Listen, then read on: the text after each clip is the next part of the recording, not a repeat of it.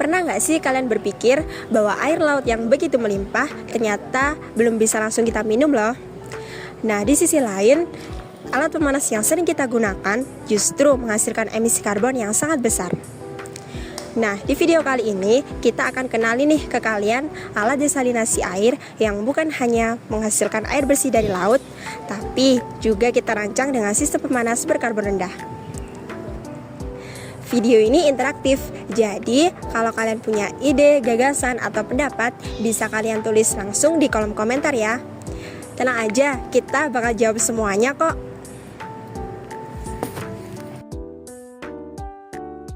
Faktanya, sistem pemanas konvensional, terutama yang berbasis listrik dan bahan bakar fosil, menyumbang emisi karbon dalam jumlah yang signifikan. Nah, di sisi lain, kebutuhan akan air bersih terus meningkat, terutama di wilayah pesisir. Sayangnya, teknologi desalinasi air umumnya masih memerlukan energi yang tinggi. Maka dari itu, dibutuhkan solusi inovatif yang bisa menjawab dua masalah sekaligus, yaitu menghasilkan air bersih dan mengurangi jejak karbon. Konsep dasar dari alat ini sederhana, tapi powerful. Ia bekerja dengan prinsip pemanasan air laut menggunakan energi terbarukan, seperti panas matahari atau biomasa, lalu mengubahnya jadi uap dan mengembunkannya menjadi air bersih. Dengan teknologi ini, kita bisa meningkatkan efisiensi energi dan menurunkan emisi karbon. Sistem ini juga bisa disimulasikan lebih dulu untuk memastikan cocok dengan kondisi lingkungan tertentu atau tidak.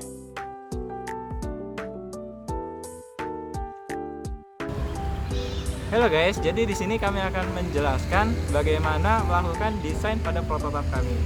Yuk, lihat sini.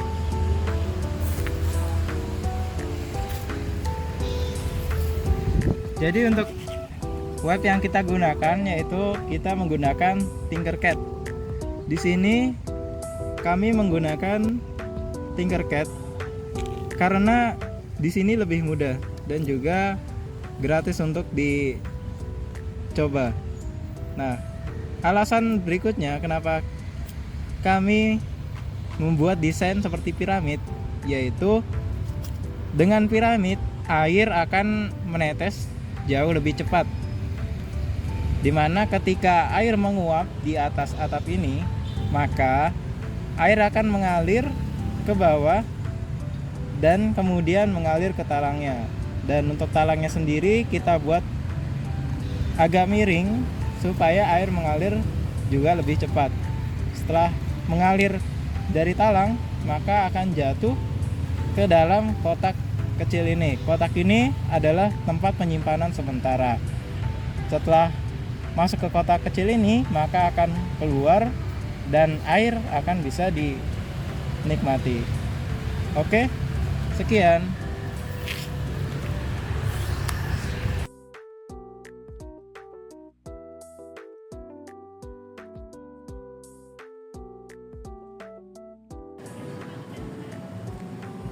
Oke teman-teman, di sini adalah proyek kami, yaitu alat desalinasi air. Nah, di sini kami menggunakan bahan utamanya yaitu akrilik sebagai wadah. Kemudian ada kabel dak ya, kabel dak di sini untuk penyalur air atau selang airnya. Kemudian ada kotak kecil di sana, ini sebagai wadah untuk air bersih. Dan juga ada kain hitam di sini ya, sebagai penyerap panas agar tidak cepat keluar panasnya. Kemudian untuk cara kerjanya yaitu di sini pertama-tama kita harus memasukkan air ke dalam kotak ini. Kita masukkan air laut atau air garam yang kemudian kita jemur ya wadahnya. Kemudian setelah dijemur, wadah ini akan berembun hasil dari penguapan air garam tadi. Kemudian dari embun tadi yang ada di atas atau atapnya ini yang berbentuk piramida, ini akan jatuh ke bagian kabel dak. Nah, kemudian dari kabel dak ini akan terus menyalur sampai ke kotak kecil ini sebagai wadah untuk air bersihnya. Kemudian di sini kita taruh wadah sebagai wadah untuk tempat keluarnya air bersih ini. Nah, dari air bersih ini, air garam ini bisa kita olah menjadi air bersih yang dimana bisa digunakan untuk minum atau dikonsumsi, aman untuk dikonsumsi. Nah, mungkin sekian demo prototipe ya dari kami. Terima kasih. Assalamualaikum warahmatullahi wabarakatuh.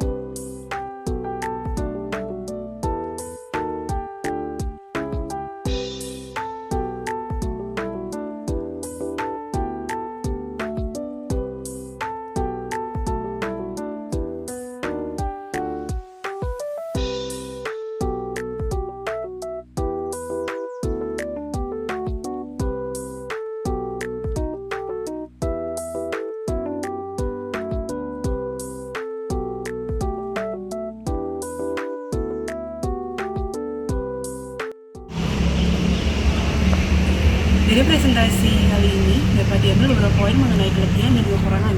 Kelebihannya adalah ramah lingkungan dengan energi matahari yang merupakan energi terbaru yang tidak menghasilkan emisi karbon, cocok untuk daerah pesisir pantai, biaya operasional yang rendah, solusi jangka panjang. Kekurangannya kapasitas produksi terbatas, hanya mampu memenuhi kebutuhan rumah tangga kecil, ketergantungan pada cuaca bergantung pada intensitas cahaya matahari, keterbatasan teknologi, tidak adanya sistem penyimpanan panas, lalu waktu pada produksi terbatas hanya menghasilkan air bersih di saat adanya sinar matahari dan membutuhkan cadangan air untuk malam dan di saat cuaca tidak menentu. Maka kesimpulannya, mengelola air laut menjadi air bersih menggunakan energi matahari merupakan solusi inovatif yang berkelanjutan untuk mengatasi krisis air bersih dengan memanfaatkan sinar matahari yang melimpah. Desalinasi air berbasis energi matahari dapat mengurangi ketergantungan pada sumber air, yang terbatas, menurunkan emisi karbon, menjadi solusi yang panjang dan efisien pada ramah lingkungan. Dengan melihat potensi teknologi ini dapat diadaptasi di berbagai daerah di Indonesia, terutama pada daerah pesisir pantai. Gimana menurut kalian kalau alat ini kita kembangkan lebih lanjut? Kira-kira fitur apa sih yang perlu ditambah? Tulis pendapat kalian di kolom komentar. Nanti kita akan bahas satu persatu kok. Jangan lupa like, komen, dan subscribe supaya kita bisa mengembangkan solusi hijau bersama. Sampai jumpa di video selanjutnya.